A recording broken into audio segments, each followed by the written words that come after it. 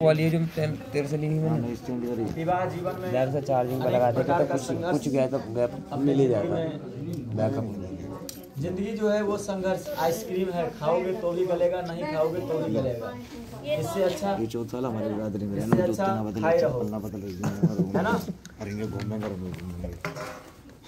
व्यक्तित्व आपने सभी लोगों को बारात में लाया, सभी लोगों को दावत हुई, एक से एक डीजे बजी, अनेक लोग, सब कुछ ठीक है। लेकिन अब मैं आपके साथ चल रही हूँ, उन्हें देना होगा। जेब में पता चला 1000 रुपये बचा है, और 1000 रुपये अगर पंडित जी को तुमने दे दिया तो फिर तुम्हारे जेब खाली, अंदर जाओगे, कुछ सामान की आवश्यकता है घर में, तो फिर आपने पूरा नहीं कर पाया ना उस समय।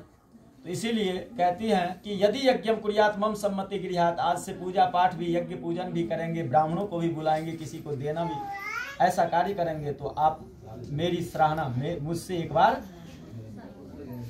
पूछना है, आज्ञा लेंगे, पूछेंगे जा करके कि हाँ जी आपको कोई जरूरत तो नहीं है, ठीक है, तो ऐसा करना होगा। क्या स्वीकार है?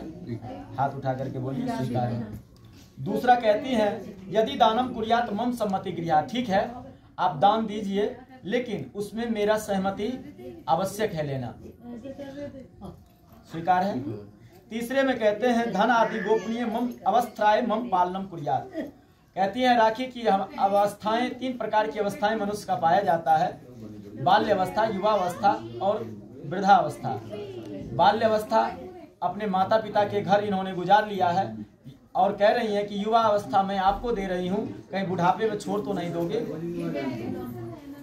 इसीलिए कभी भी आपका मन भी विचलित हो, साधु संत भी बनने का मन हो, तो साथ में बनना है। जैसे भगवान विष्णु और शिव हैं, अपने अर्धांगिनी के साथ रहते हैं, इसी प्रकार से सदैव इनका साथ दोगे। जैसे आपने हाथ पकड़ा है ऐसे ही सदैव साथ देना है। बोलिए। चौथे में कहते हैं धन आदि गोपनीय मम सम्मति गृहात, हो सकता है कुछ धन होगा जो कि आपने माता पिता को भी ना बताया होगा, ऐसे से ऐसे धन भी जब आपके यहाँ ये जाएंगी उस समय इनको बता देना है।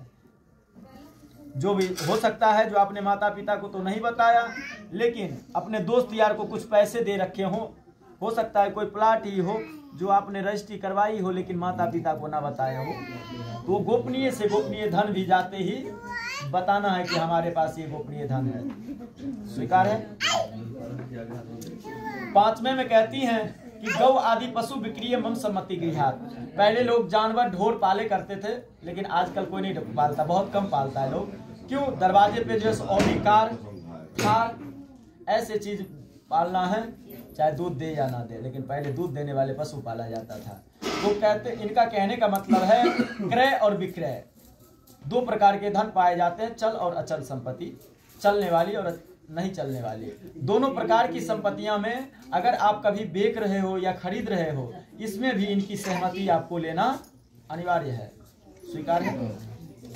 6ठे में कहते हैं बसंत आदि खष्ट ऋतु मम पालनम कुर्यात, अपने भारत में 6 प्रकार की ऋतुएं पाई जाती हैं, लेकिन मुख्यतः 4 ऋतुएं हैं, ठंडी, गर्मी, बरसात इत्यादि।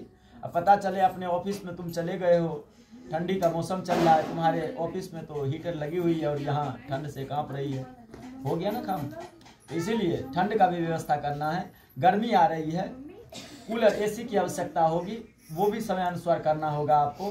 तो जैसा भी जरूरत अनुसार सामान की आवश्यकता आप पूर्ति करते रहोगे।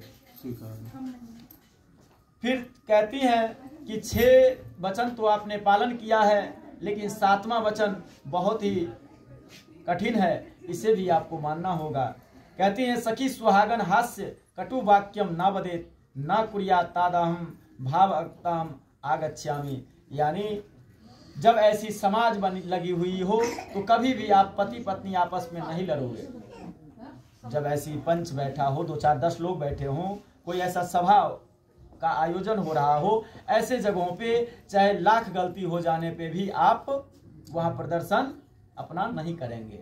और कहने का मकसद ये है कि अगर कोई भी गलती भी हो जाए तो आप अकेले में जाइए, अपना समझौता करें, लेकिन किसी ऐसे जगहों पे नहीं करेंगे।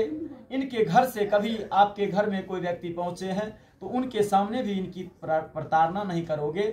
और कभी ये अपने सखी सहेली के बीच बैठी हों, ऐसे जगहों पे भी इनसे कुछ भी नहीं बोलना चाहिए। स्वीकार है? चलिए, 7 वचन तो इन्होंने माना। अब कहते हैं, इनका कहना है कि मैं आपका 7 वचन मान लिया है, आप मुझसे मेरा जो 14 वचन है क्या आप मान सकती हो? ऐसे में सभी लोगों ने कहा कि महिला अभिला यानी कमजोर होती है। आज के डेट में है नहीं ऐसा, 50% आरक्षण लेडीज के पास भी है, 50% जेंट्स के पास। तो इसमें से फिर भी 7 इन्होंने वचन आपका माना, तो ये 14 वचन मांगते हैं। लेकिन 14 में से 1 का संख्या हटा दिया जाए, 4 बचता है। 4 आपके लिए मान्य है। 4 क्या मान्य है? उद्याने मद्यपाने च पिता गृह गमने च। उद्यान जिस पार्क में आप घूमने जाती थी, आज से वो आपके लिए जंगल के समान है। जाना है, कब जाना है? अपने स्वामी के साथ जाना, अकेले नहीं जाना है। उद्यान। मद्यपान, मद जो होता है वो 3 प्रकार के मद पाए जाते हैं। एक तो पहला मद होता है, व्यक्ति इथाइल अल्कोहल जब ही अपने अंदर डालता है, अपने आप को बराक ओबामा या दामोदर दास मोदी समझ लेता है। दूसरा मद होता है पैसे का मद। किसी के पास बहुत ज्यादा पैसा है, वो घमंड में आकर के बोल दिया है कि ठीक है मैं तुम्हें देख लूंगा, तो ऐसे व्यक्ति के पास भी ये भी एक मद है। और तीसरा मद होता है शरीर का मद, जिसके पास अधिक बलवान है शरीर से, और वो कभी हो सकता है अगले को कमजोर देखा, अपने से बलवान को नहीं बोलेगा, लेकिन अपने से कमजोर को देखते ही बोला ठीक है ज्यादा बोला तो उठा के पटक दूंगा। तो ऐसे 3 प्रकार के मद वाले व्यक्ति होते हैं। इनके पास कभी भी अकेले आपको आज से नहीं जाना है। जब भी जाना है तो अपने स्वामी के साथ जाना है। स्वीकार है? हाथ उठा के बोलिए, अरे सीधा है। तो आपने समझ लिया, पार्क भी अकेले नहीं जाना है, मद वाले व्यक्ति के साथ अकेले नहीं जाना है। तीसरा है पिता गृह गमनेन च। आज से ऐसा नहीं कि कभी आप कहीं भी घूम रहे हो, जब वहां मन नहीं लग रहा है तो अपने पिताजी के घर भाग के चले आए, ऐसा नहीं है। आज से आप जहां जा रही हो अपने ससुराल में, वहां कभी भी जब मन हो तब नहीं चल देना है। उसके लिए सर्वप्रथम राज्य आयोग होता है, फिर एक राज्यसभा और लोकसभा पाई जाती है। ऐसे ही अपने घरों में भी पाया जाता है।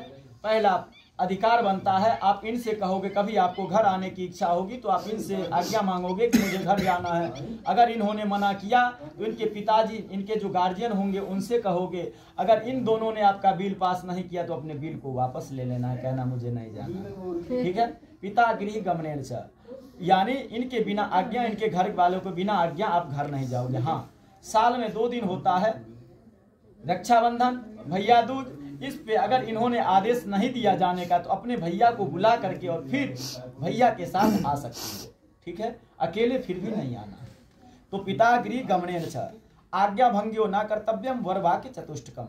और इनके घर में जैसे आप अपने घर की रानियां बेटी बन के रही, ऐसे ही इनके घरों में भी इनकी बहन होगी, जिनका कि आपको सम्मान करना होगा। उनसे कभी आपको लड़ाई झगड़ा नहीं करना है, बहुत ही कोमल भाव में रहना है। इनके माता पिता होंगे जो आपके माता पिता के बराबर हैं, उनका सम्मान करना है। इनका जो रिश्तेदार होगा, जो सम्माननीय व्यक्ति होगा, वो आज से आपके होते हैं। हो सकता है आप अपने घर में ठाकुर जी की पूजा करते हो, लेकिन इनके घर में राम जी का पूजा होता हो, तो आज से आप राम जी का ही पूजा करेंगे।